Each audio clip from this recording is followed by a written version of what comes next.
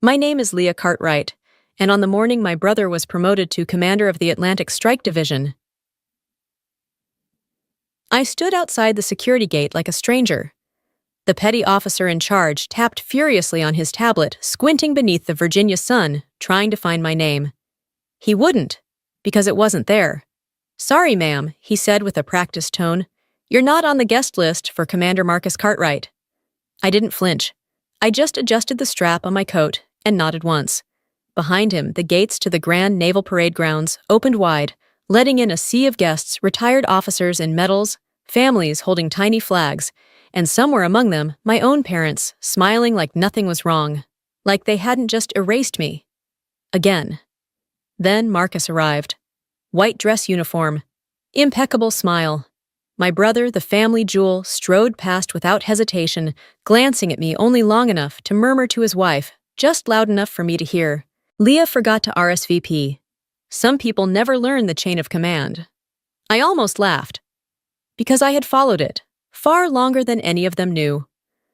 I stepped aside, let the crowd swallow them, and stood in the shadow of the stone gate invisible again, until a black government SUV pulled up, and the man who stepped out changed everything. Before you hear the whole story behind that moment, if you've ever been abandoned, hurt by your own family, and still forced to smile through it, leave a comment. I'm not telling this to complain, but because, maybe somewhere, you've felt what I felt. Now, let me take you back to where it all truly began. When I was 8, my father taught Marcus how to shine his boots until the leather looked like water. I sat on the steps holding the polished tin, hoping he'd ask me to try. He never did. At 12, I won the regional science fair. My project on sonar detection patterns earned a certificate, a ribbon, and a single nod from my homeroom teacher. At dinner that night, my mother barely looked up from her plate. Marcus had just passed his ROTC exam with top marks. He got a cake. I got silence. That's how it always was in our house. I wasn't unloved. I was undecorated. Too quiet, too cerebral, too hard to photograph. Marcus, on the other hand, was the kind of child you could put on a recruitment poster before he turned 15. Broad shoulders, confident grin, natural posture. I learned early not to compete. I just stepped out of frame. Still, I served. I graduated from Annapolis at 23. Quietly, I went into intelligence instead of command. Not flashy, but necessary. I specialized in asymmetric warfare, counter-infiltration modeling, and ironically, narrative suppression. While Marcus climbed through the visible ranks, I disappeared behind unmarked doors and classified seals. They thought I'd left the Navy. That was the part that stung the most, not that they ignored me, but that they assumed I'd quit, that I lacked what it took. Not once in 10 years had my father asked where I was stationed. Not once had Marcus reached out after hearing I transferred to the Pentagon. When the family spoke of the Cartwright legacy, they didn't mean me. They meant Marcus, the son, the commander. And yet when orders needed rewriting, when a task force went dark in the Gulf, when command centers scrambled at EO 200, the calls didn't go to Marcus. They went to me, but no one at that parade ground knew that. Not yet. So I stood by the gate, coat-buttoned silver bars hidden beneath civilian gray, and watched as my family walked past me like I was just another spectator. The petty officer gave me a look, apologetic, unsure, and offered me a clipboard. "Maybe if you check in under another name," I smiled politely. "That won't be necessary," because that was the moment the black SUV rolled to a stop beside us. It didn't rush. It didn't need to. The tinted window lowered with quiet finality, and the man inside gave the young sailor a nod. "Stand down, Ensign," he said. "She's not on your list because her clearance outranks yours." Then he stepped out. Admiral Rayburn, steel-haired, sharp-eyed, wearing the kind of silence that quieted entire rooms.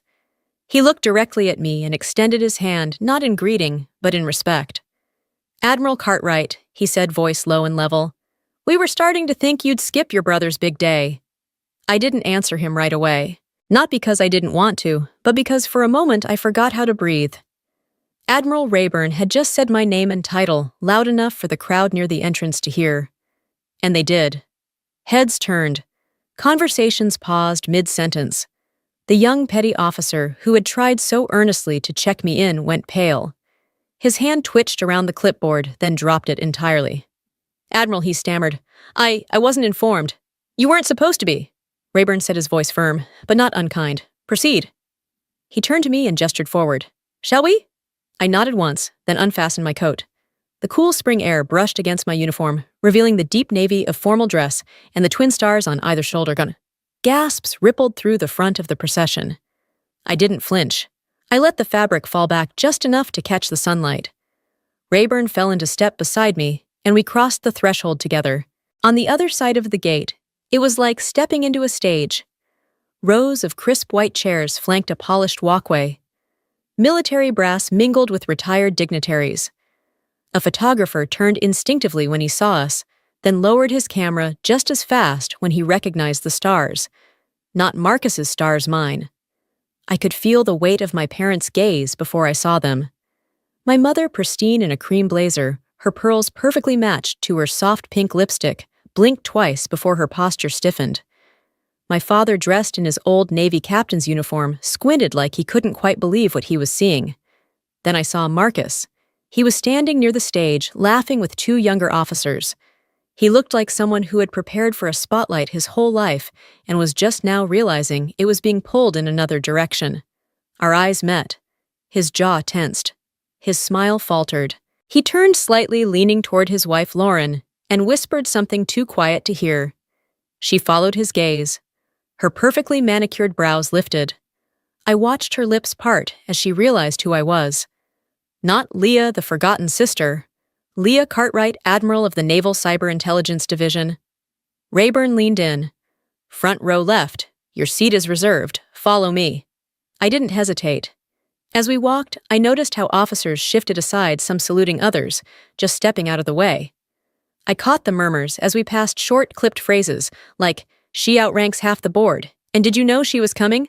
I walked with a posture squared, each step measured not out of pride, but precision. When we reached the front row, a junior lieutenant stood and snapped to attention, eyes wide. He hadn't expected anyone outranking Rear Admiral Fletcher to sit here. Rayburn simply nodded, and the young officer stepped aside. I sat, not in defiance, not in rebellion, but in full earned authority, and as I settled into the seat, shoulders back, eyes forward, the band struck the first note of the national anthem. I didn't look back, because for the first time, they would have to look at me. The ceremony unfolded with all the precision of a naval chronograph.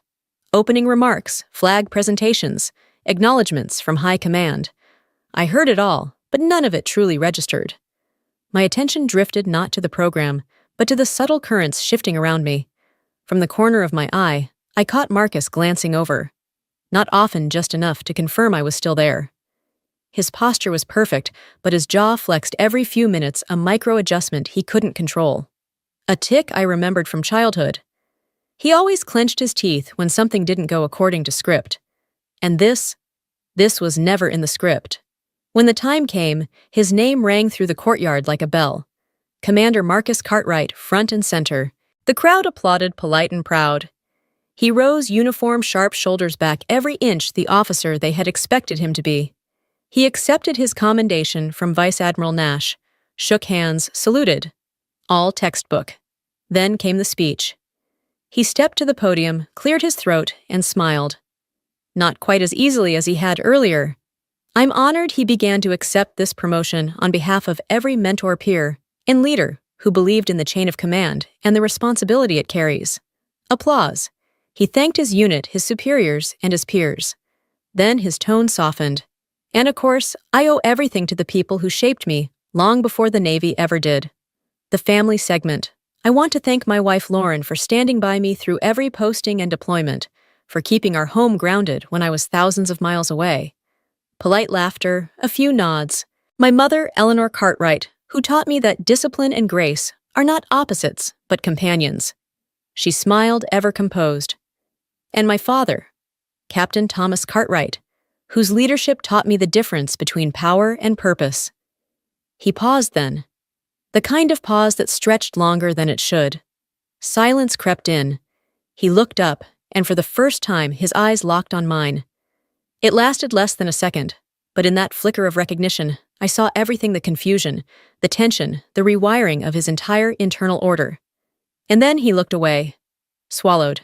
For everyone who has served before me and alongside me, he continued, forcing the words out with an audible shift. Thank you for your service, your example, and your sacrifice. There it was. No mention of me, not a name, not a title. Just that brittle silence again, now dressed in ceremonial ribbons. But I didn't need his speech, because my name had already arrived long before he opened his mouth. And when he stepped off that podium, the applause was dutiful. But it wasn't just for him anymore. After the ceremony, the crowd spilled onto the reception lawn, like champagne foam, bright, noisy, a bit oversweet. Families posed in clusters, photographers snapped away, brass plates clinked softly on linen-covered tables. I remained near the perimeter, not hiding but observing. Old habit. Besides, I was waiting. I knew he'd come. And he did. Marcus approached alone. No fanfare, no camera-ready grin. Just a man walking toward a question he didn't know how to form. He stopped 2 steps away. The look on his face was tight, like someone realizing he's been reading the wrong script for years. Admiral Cartwright, he said. I returned his nod. Commander? He tried to smile, but it faltered halfway. I didn't know, he said, quiet, but edged. No one told me you were still in service, I offered. Still relevant, still existing. His jaw tightened. I thought you left after Annapolis. No one. You never said anything. I held his gaze. You never asked. He looked away, hands sliding into the pockets of his dress blues. You could have told us. Would it have mattered? He didn't answer. I took a breath. Not angry, just clear. You had a version of me that worked for you. Quiet civilian background, easy to manage. I let you keep it. That was my mistake. He blinked. I continued, softer now. You wanted the spotlight. I didn't. But don't mistake silence for absence. Something shifted then, not big, not cinematic, just a flicker. His mouth opened like he was about to argue, but nothing came. Instead, he asked, why today? Why now? I looked past him toward the flag still fluttering above the stage. Because it was time. Because sometimes the truth doesn't need permission to arrive. His lips parted again, and this time the question was more fragile. That operation in the Gulf, last year, my carrier was rerouted mid-mission.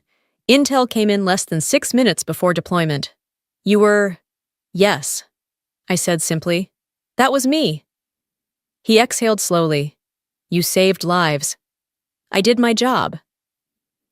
A beat of silence passed between us, heavier than the years ever were. Then he said the only thing that mattered. Thank you. I nodded, and for a moment, neither of us moved. He wasn't my enemy, not really. He was just raised in the same mirror I had shattered my way out of. He stepped back, offered a sharp salute. This time the formality wasn't performative. It was respect. I returned it without hesitation. Then I turned and walked away, not triumphant, not wounded, just steady. Because the version of me they ignored had just walked into the daylight, and I wasn't going back. 3 days later, I was in Washington. The air inside the Pentagon was colder than usual, filtered, clinical, detached. But I liked it that way. It made focus easier. The concrete of hierarchy was always less personal here. People didn't ask where you came from. They asked what you could carry. Admiral Rayburn called me into a secure conference room. No preamble, no smile, just a thick manila folder slid across the table with my name in bold. Cartwright. They want you to lead the Pacific Hybrid Operations Unit. I raised an eyebrow. I thought they were grooming someone else for that seat. They were, he said. Until last week. Inside the folder were charts, satellite overlays, strategic gaps between joint forces. The job wasn't just about intel anymore. It was cyber counter-response infiltration, redundancy, essentially the future. Congratulations. Rayburn added, you're the new blueprint. I leaned back slightly, the leather chair creaking beneath my shoulders. What about JSC? I asked. I thought they'd earmarked me for strategic command integration. He smirked. They had. Then someone showed them what happens when you show up at a parade and reset a family narrative in real time. I paused, thumb brushing the edge of the page. This comes with resistance. All revolutions do, he replied. I closed the folder and looked him square in the eye. I'm not here for a revolution. You're having one anyway, he said. You just do it quieter than most. That night, I returned to my apartment overlooking the river. Lights shimmered across the water. I could see the silhouettes of carriers in the shipyard far below, waiting for orders, waiting for movement. I poured myself a glass of water. No celebration, no phone call home. Instead, I stood at the window and whispered the title out loud. Commander of Pacific Hybrid Operations. It didn't feel heavy, it felt earned. And that's when the message came in. From an encrypted line I hadn't used in over a year. Marcus. Simple, direct. Can we meet? We did the next morning. In a quiet cafe in Arlington. Civilian clothes, no insignia, no crowd. He arrived first, no swagger. Just a man who looked like he'd started seeing things differently. They offered me a liaison role, he said. Under your command. I stirred my coffee. Are you here to decline it? No, he said. I asked for it. That caught me off guard. I want to be where the right decisions are being made, he added. Where I can learn. I studied him for a long moment. Not searching for sincerity, just wondering how long it had been buried. You sure you're okay working under your younger sister? I asked. He smiled sheepish, but real. I'm not sure I deserve the spot. But I know I'll be proud to serve in your chain of command. I nodded. Then let's get to work. And just like that, we stopped being a competition. We became a command. A week later, my mother invited me to dinner. No pretense, no occasion. Just a text that read, Sunday at 6, just us. Marcus will be there. I stared at it longer than I meant to. Not because I didn't know what to say, because for the first time I didn't need the invitation, but I accepted. When I pulled into the driveway that Sunday, the house looked the same. Brick siding clean, hedges the flagpole still standing perfectly straight by the porch. But something was different. Maybe it was me. Marcus answered the door. No uniform this time. Just sleeves rolled to his elbows, setting the table like it was something he'd always done. You're on time, he said. You're early, I replied. We both smiled soft and simple. Inside, the smell of roast chicken and rosemary floated through the air. My mother moved between the kitchen and dining room like she was performing a familiar dance, but this time she wasn't rushing. She wasn't correcting. She just let it be. My father stood at the head of the table when I entered. He didn't speak at first, just nodded. Then, after a pause, he reached out his hand not stiffly, not ceremonially, but like he meant it. Welcome home, Admiral, he said. The words settled in the air like warm ash quiet, but impossible to ignore. Dinner was steady. We talked about logistics deployment updates, upcoming joint drills. My mother asked questions not to sound informed, but because she was curious. No one mentioned the parade. No one needed to. Over dessert, a simple peach cobbler, my father set down his fork and cleared his throat. It was the kind of sound that once silenced rooms. You'll be the highest-ranking Cartwright in 4 generations.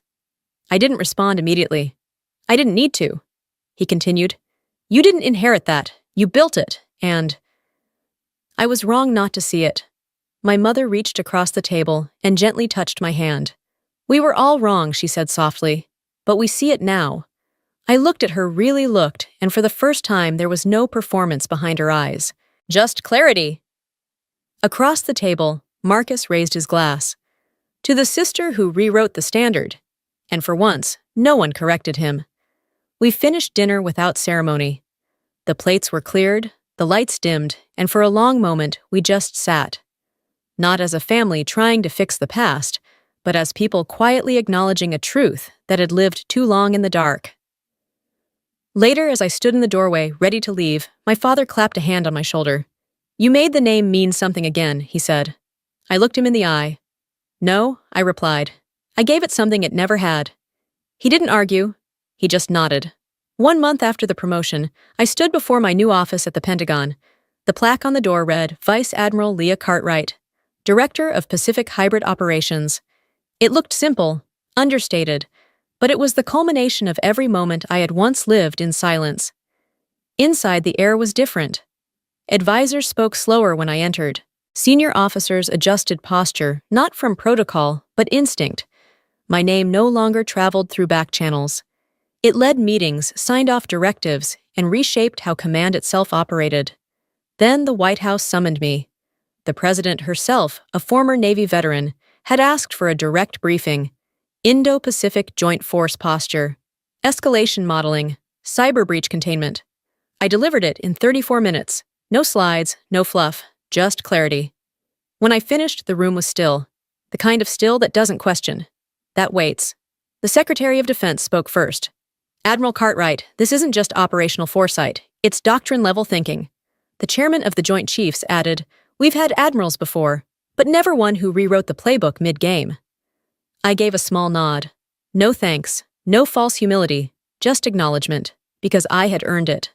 That night, I walked along the Navy Yard alone. The water was quiet.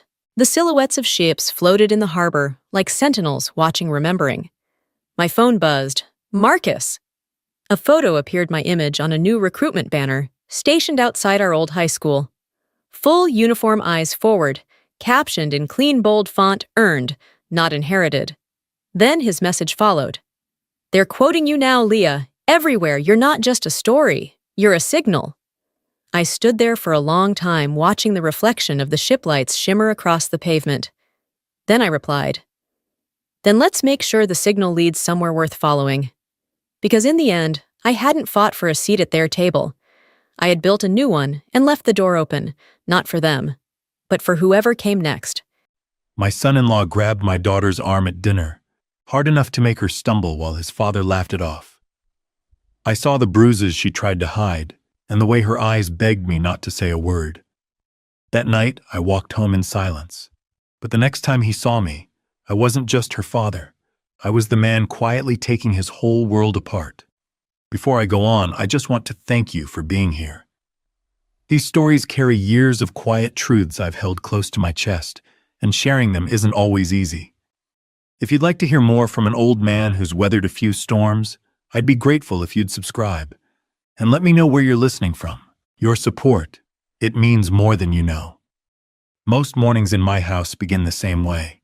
I sit by the kitchen window with a mug of coffee warming my hands, watching the light stretch across the yard like it's taking its time waking up. At my age, you learn to appreciate slow beginnings, the kind that don't demand anything from you except presence. I've lived in this house for over 40 years, raised my daughter Claire here, buried my wife's favorite rosebush near the back fence when she passed. Every creak of the floorboards, every dent in the old pine table, it all holds a memory. And for the longest time, I carried a simple peace. My days were quiet, predictable, gentle. Claire used to visit every Friday after work. She'd let herself in with that soft knock she's had since she was a little girl. "Dad, I brought you something," she'd say, and walk in holding a bag of groceries she insisted I didn't need. We'd laugh about it, cook together, and she'd tell me about her week while I sliced vegetables too slowly for her liking. She had a warmth to her, a light behind her eyes, the kind that made you believe she grew up into the woman her mother always hoped she'd be. When she introduced me to Evan, I honestly tried, to see what she saw. He was polite, at least in front of strangers, talked about work like it was a battlefield only he could survive, carried himself with that quiet confidence some men wear like armor. But there were moments, little ones, where something tightened in his jaw when Claire spoke. Moments where he didn't look at her, he looked through her. Moments where he tried a little too hard to impress, as if affection were a performance and respect were optional. I noticed. Fathers notice. We just pretend we don't, because we want to believe our children have chosen happiness. Still, I held my peace. And for a while, things seemed steady enough. They married in a small ceremony. Claire smiled, though I remember thinking it reached her lips faster than it reached her eyes. They had Landon 2 years later, a bright, sweet boy who clung to his mother like she was his whole world. And she was. Their visits grew less frequent after that. At first it was work, then exhaustion, then bad timing, then nothing at all unless I asked. I didn't push. Older men learned to pick their battles, and I refused to let worry turn into accusation. But small things kept showing through the cracks. When Claire hugged me goodbye, her shoulders felt tense beneath her coat. When I asked how she was, she hesitated before answering. When she laughed, it carried a softness from before and a strain from now. Still, I trusted her to come to me if she needed to. One evening, I stopped by their house unannounced with a loaf of banana bread, my wife's old recipe. Landon opened the door with a bruise on his wrist, said he'd fallen. Evan appeared behind him, smiling too broadly, telling me they were in the middle of something and couldn't visit that weekend. Claire stood in the background, hands clasped, lips pressed thin. She didn't say a word, didn't look up, didn't try to meet my eyes. I drove home with that loaf untouched on the passenger seat, wondering when my daughter's world had grown so silent. Still, I tried to convince myself everything was fine. You tell yourself stories like that when the truth feels too heavy. But my peace, my quiet, steady life, kept slipping, little by little, like someone was pulling a thread I couldn't see. And then, one night, Claire showed up at my door. It was late, well past when she usually called. She knocked softly, the way she always had, but this time there was no warmth in it. Only hesitation. When I opened the door, she stepped inside without a word. Her face looked pale, drawn, tired in a way that didn't belong to someone her age. She tried to smile. It barely held. "Sorry to come by late, Dad," she whispered. I brushed a strand of hair behind her ear, and that's when I saw it. A faint mark along her jaw, small, but unmistakable. She turned her head away quickly, pretending to look at the clock. I didn't ask. She didn't explain. We sat in the living room while the old floor lamp hummed quietly beside us. She talked about work, errands, daycare, everything except the thing she was hiding. When she finally left that night, she hugged me tighter than usual. And for the first time in a very long time, I felt fear settle in my chest. I didn't know the full story yet, but something had shifted. Something dark had entered her home. And though I didn't understand it then, that silence was the last real peace I'd feel for a long time. The night everything cracked wide open didn't begin dramatically. It started with a simple invitation. Claire called and asked if I wanted to come over for dinner. Her voice sounded thin, as if something inside her was already fraying. I brought a pie from the bakery down the road, the kind she loved growing up. When I knocked, Evan answered the door with that rehearsed smile he wore around company. "Good to see you, sir," he said, stepping aside. But the moment I walked in, I felt it, a heaviness in the air, the kind that settles before a storm. Claire was setting the table. Her movements were careful, too careful, like someone trying not to make a single wrong sound. She avoided my eyes, but when she finally glanced up, something inside me tightened. She wasn't just tired. She was frightened. During dinner, Landon sat beside her, clinging to her arm. Evan talked about work, about numbers, about promotions he deserved. His father, who'd joined for the evening, laughed at every boast. The whole meal felt precarious, like a glass balanced too close to the edge. Then it happened. Claire reached for the serving spoon. Evan's father made a joke at her expense, light on the surface, sharp underneath. Something about her not being smart enough to understand Evan's work stress. She went still. Just still. A long, hollow silence followed. Evan leaned over and grabbed her arm, hard enough that she lost her grip and dropped the spoon. It clattered loud against the plate. She flinched. He squeezed tighter. "Come on, Claire. Don't embarrass me," he muttered through clenched teeth. I felt the room tilt. I didn't raise my voice, didn't lunge across the table, didn't let rage control me. But my chair scraped back slowly as I stood. "Let go of her," I said quietly. Evan froze. His father looked up, surprised, offended even. "Relax," the old man scoffed. "They're married. Couples argue." My eyes never left Evan's hand. Let go. Maybe it was the way I said it. Maybe it was the years of patience behind it. But Evan released her, too quickly, as if realizing he'd been seen. Claire kept her gaze down, blinking fast, trying to gather herself. Evan forced a laugh. "You're overreacting, sir. She's just sensitive tonight." The callousness of it made something cold settle in my chest. Dinner limped on. No one ate much. The air stayed sharp. When I rose to leave, Claire walked me to the door. Evan and his father stayed in the dining room, arguing in low voices about appearances and respect. Claire opened the door, but she didn't step aside immediately. She stood there, shoulders shaking, eyes shining with a quiet, desperate apology she couldn't speak aloud. When she finally lifted her chin, I saw it again, a bruise along her jawline, faint beneath makeup. My stomach dropped. "Claire," I whispered. "Has he—" "Dad," her voice cracked. "Please, not here." I swallowed the question. She wasn't ready. She leaned forward and pressed her forehead briefly against my shoulder. Just a second, a plea without words. I'm fine, she whispered, though her voice trembled. I promise. I just need to get through tonight. I cupped her cheek gently. She closed her eyes like the touch hurt and healed her at the same time. Call me if you need me, I said. She nodded, but sighed in a way that felt like surrender. I walked to my car slowly, forcing myself not to look back. But once I sat behind the wheel, I watched her silhouette through the window as she returned inside. Her steps were small, cautious, measured, like someone walking back into a cage. I sat there for nearly a minute, hands gripping the wheel. The porch light flickered as she closed the door, and through the glass, I saw Evan take her by the elbow again, guiding her, directing her, owning her space. Something inside me cracked, but that wasn't the worst part. An hour after I got home, my phone buzzed. A text from Claire. Sorry about tonight. Everything's fine. But the message didn't feel like her. The words were too stiff, too careful, as if typed with someone watching. I stared at the screen, the cold weight in my chest spreading. Then another message came. Please don't come by unannounced anymore. That was the moment the truth stopped whispering and finally shouted. Evan wasn't just controlling her. He was isolating her. I set the phone down slowly, very slowly, and in the quiet of my living room, with the lamp casting soft shadows across the floor, I didn't raise my voice. I didn't slam a fist. But something deep inside me went still. Very still. The kind of stillness a man settles into when patience is no longer peace. But preparation. That's when I knew I would not stay silent.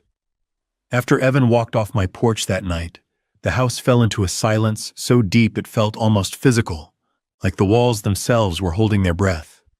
Not the soft quiet I'd grown used to over the years, but a heavy, uneasy calm that settles after something cracks. Claire curled up on the couch, knees pulled tight, shoulders trembling beneath the blanket I draped over her. She looked small in a way she never should have had to look.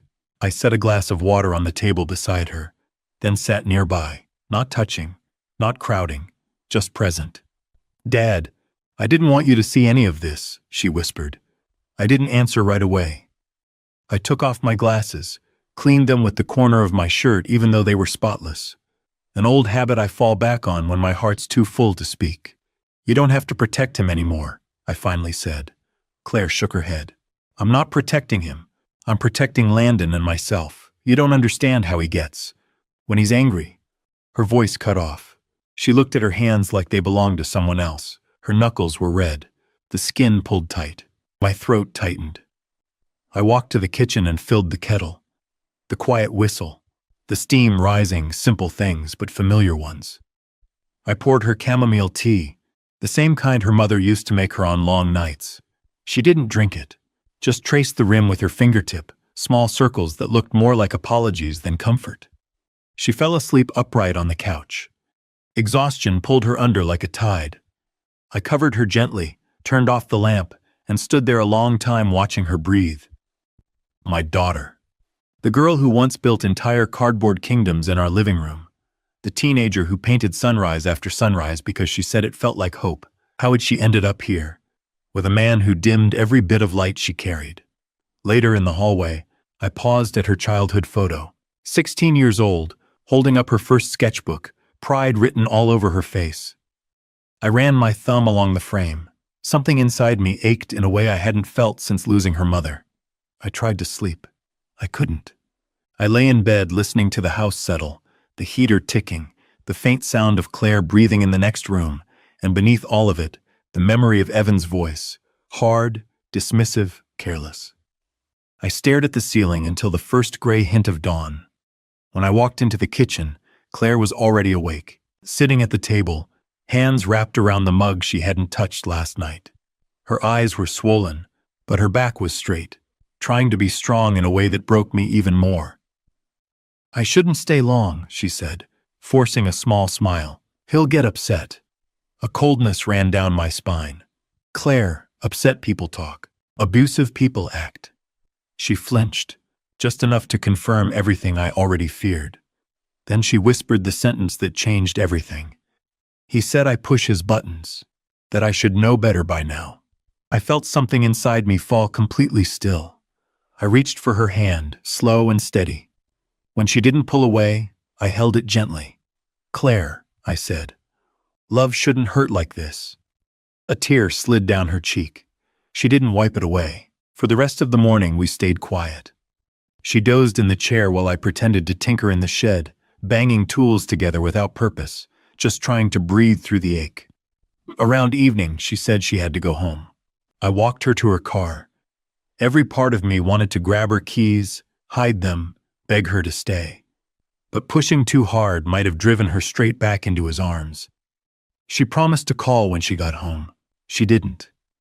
I sat in my living room waiting anyway, staring at my phone, each passing minute tightening the knot in my chest. And then, at 9:17 p.m., my phone buzzed with a message. "I'm sorry, Dad." Just that. 3 small words. 3 terrifying words. Because apologies like that don't come from safety. They come from fear. I stood up, walked to the porch, came back inside, sat down, stood again. Every instinct screamed to drive over, kick down the door, and take her away. But I remembered something the retired sheriff once told me. Move too fast, and you'll trigger the very danger you're trying to prevent. So I took a long breath, forced my hands to steady, and for the first time in my life, I began to think like a man preparing for a different kind of fight. Not with fists, not with anger, but with patience, with strategy, with love sharpened into resolve. Because if my daughter was in danger, I needed to move carefully. But once I moved, I would not stop. The night Claire sent that final message, "I'm sorry, Dad," I didn't sleep. I sat in my armchair long after midnight, the lamp humming softly beside me, my hands folded, my heart stubbornly awake. It was a strange kind of stillness, not panic, not fury, just a deep awareness that something had crossed a line. Fear sharpened into clarity, and clarity sharpened into resolve. No rushing, no reckless moves, no storming into a house controlled by a man who fed on intimidation. If I wanted to protect my daughter, I had to move with patience, not force. That's when the planning began. At sunrise, I drove to the small hardware store on the edge of town and bought a basic flip phone, the kind people overlook. A smartphone leaves trails, a flip phone leaves time. Every bruise I'd seen, every strange message, every canceled visit, every shift in Claire's eyes when she claimed she was fine. Dates, descriptions, patterns. I printed the photos I'd taken of her jaw, quiet proof she never meant for me to see. I didn't analyze them, didn't linger, just placed them neatly into a manila folder. That folder felt heavier than paper. It felt like truth. 2 days later, I drove to the home of Brooke, the young woman who'd babysat Landon since he was a toddler. She opened the door with tired eyes, eyes that knew more than someone her age should. "Mr. Hale, is everything all right?" "No," I said, "but I'm trying to make it right." She hesitated, then stepped aside and led me to her small kitchen. I didn't pressure her. I just told her, in a quiet voice, that I was worried for my daughter, and I needed to understand what she'd been living with. Brooke's hands trembled slightly as she wrapped them around her coffee mug. "I didn't know what to do," she whispered. "I didn't want Claire to lose her job or her home, but I saw things I shouldn't have seen." She swallowed hard, eyes filling. Then she told me about the time she walked into the living room and found Evan with both hands around Claire's throat, about how Claire insisted it was an argument, about how Brooke instinctively snapped a picture before fear made her delete it from her phone. But she hadn't deleted it from her cloud. She retrieved it for me. Her voice shook, but her courage didn't. I thanked her quietly, left the house, sat in my truck, and let the weight of what I'd heard settle. Not rage, not shock, just a slow, steady transformation inside me. This wasn't suspicion anymore. This was truth. And truth demands action. When I got home, I made 2 calls, careful, vague, deliberate. One to a retired sheriff I'd known for decades. One to a legal aid counselor in the next county. I didn't give names, didn't accuse anyone, just asked, if a woman is afraid to speak, how does her father help her safely? Both gave the same advice: document everything. Don't confront him. Support her decisions. And when she asks for help, move fast and clean. I wrote those words down like a blueprint. The following weekend, while Claire thought I was away fishing, I gave my home new purpose. I changed the locks, installed 2 cameras on the porch, cleared out the spare room she used as a teenager, fresh sheets, warm lighting, a basket with Landon's favorite snacks. On the dresser, I placed a framed photo from the year she graduated high school, her smile wide, her future bright, her confidence unshaken. A reminder of who she was before someone tried to dim her light. A reminder of who she could be again. Over the next week, I sent gentle messages every morning, just checking in. I love you. Sometimes she replied. Sometimes she didn't. Both answers worried me. One night she sent a photo of Landon asleep on her chest. A sweet moment, except her eyes in the picture were swollen, distant, hollowed by something she wasn't ready to name. I saved the photo. Another piece of truth. And through it all, a single thought circled back to me with calm certainty. My son-in-law thought I'd stay silent. But silence, used wisely, becomes a shield and a weapon. I didn't know when Claire would reach her breaking point. I just knew she would. Men like Evan always escalate. They don't stop until someone stops them. On the 8th night at 11:42 p.m., my phone rang. Claire's name. Her breath shaky, her voice thin as paper. Dad, please don't hang up. I stood immediately. What's happening? She didn't answer directly. Can we come home tonight? The world narrowed to a single point. Yes, I said. Tell me where you are. No, she whispered. Don't come here. Just wait. We're leaving now. Behind her, a crash, a shout, the unmistakable sound of fear. Claire, Claire, talk to me. Her voice trembled. I'm trying. And then the line went dead. No goodbye. No explanation. Just silence. But not the soft kind. The kind that means a storm is finally, irrevocably, breaking. I stood in the doorway of my home with the porch light glowing against the dark. The stage was set. All I had to do was wait. I stood at the doorway long after Claire's call ended, the porch light casting a pale circle on the gravel path. The air was cold enough to sting, but I barely felt it. My whole body was listening, waiting, for the sound of a car breaking through the quiet. Some silences are gentle. This one was a warning. I didn't sit. I didn't pace. I just stood there with my hands resting on the porch rail, breathing slowly so I wouldn't fall apart before she got to me. When headlights finally appeared far down the road, swaying slightly as they approached, I stepped forward. Gravel shifted under my boots as I moved toward the gate. And as the car rolled into the driveway, barely stopping before the engine sputtered out, I saw her. Claire, eyes red. Lips split. A bruise across her cheek she hadn't had the night before. And Landon curled against her, clutching her shirt with small, trembling fingers. She opened her door with shaking hands, but couldn't get the seatbelt undone. I leaned in, unlatched it gently, and lifted my grandson into my arms. He buried his face in my shoulder, exhausted from crying. Claire whispered, Dad, I'm sorry, you don't have to explain right now, I said softly. Come inside. Inside the house, I locked the door, deadbolt, latch, security bar. The clicks felt like armor sliding into place. Claire sat on the edge of the couch, her hands twisted in her lap. She didn't look like the woman she once was. She looked like someone who'd been surviving instead of living. After a while, she spoke through a trembling exhale. He pushed me tonight, she murmured. Told me I made him angry. Told me I should know better than to set him off. And when Landon cried, he grabbed him too. Her voice wavered. I thought he was going to hurt him, Dad. Hearing that, it didn't ignite rage in me. It hollowed me out.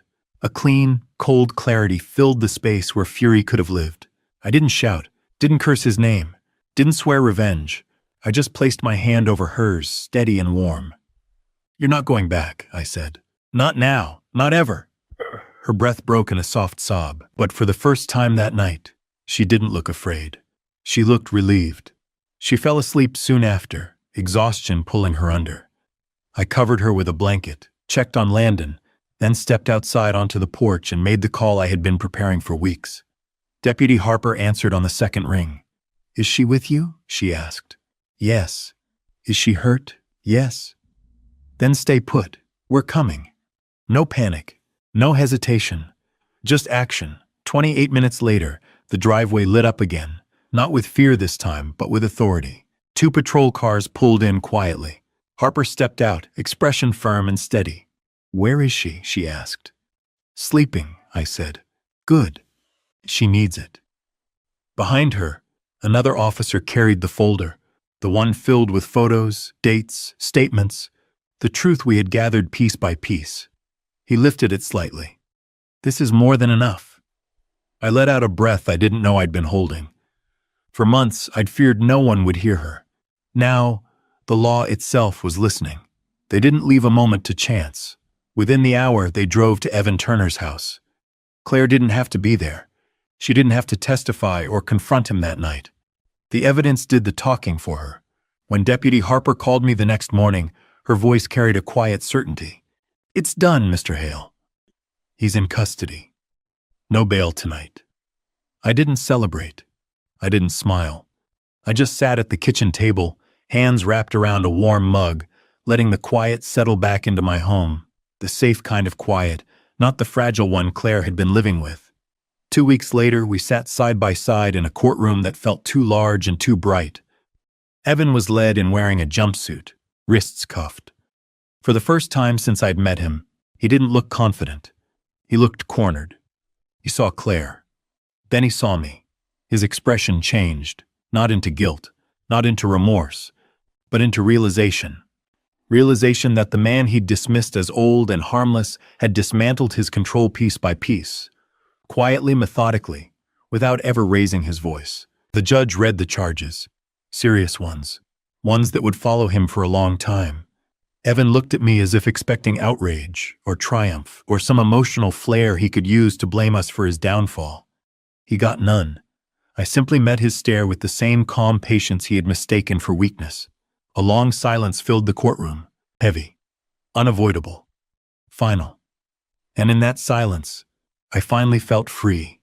The months that followed felt like watching a wounded garden slowly learn how to grow again. Nothing bloomed overnight. Nothing healed in a straight line.